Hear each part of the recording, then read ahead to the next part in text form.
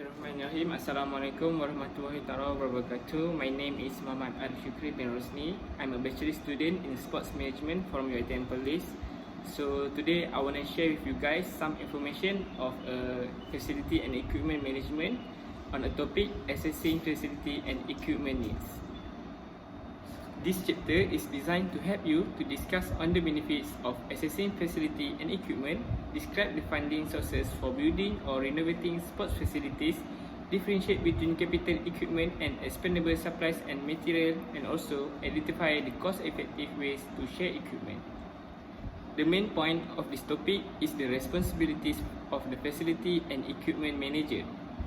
As a manager, they need to assess the number and kinds of user groups. The second one is the specialized programs and activities conducted. Number 3 is to know the participant needs and interests should give direction to achieve goals and objectives. And the last one is the season in which program that will be conducted.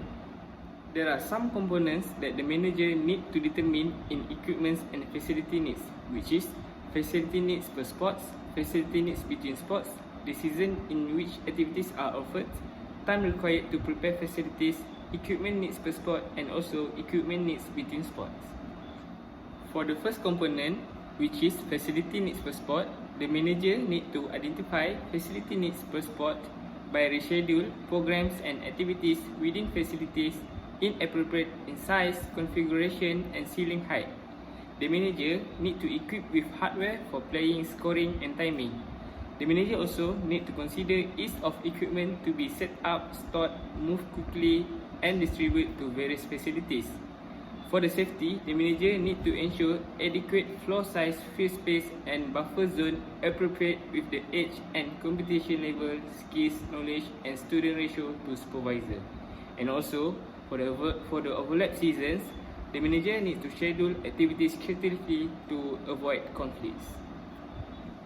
The second component is comparing facility needs between sports.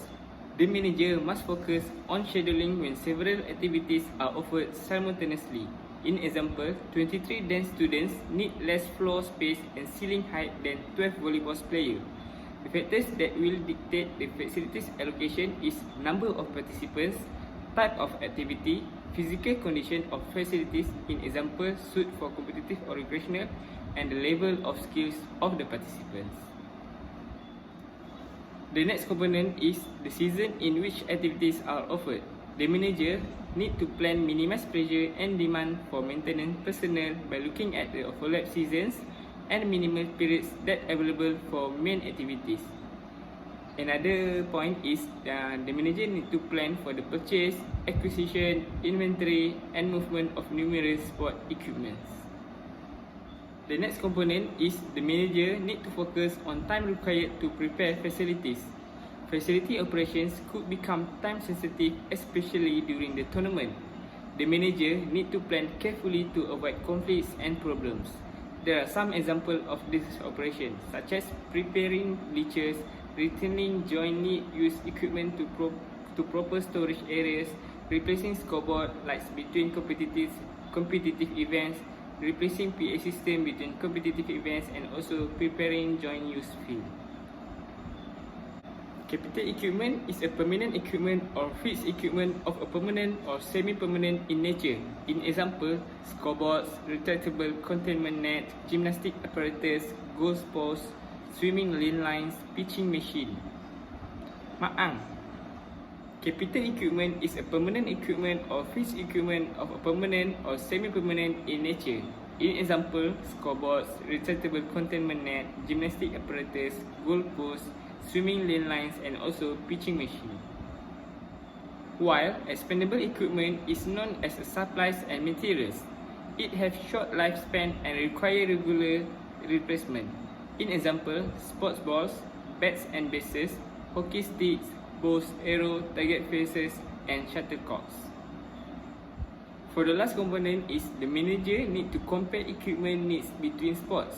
It involves sharing equipment by various groups.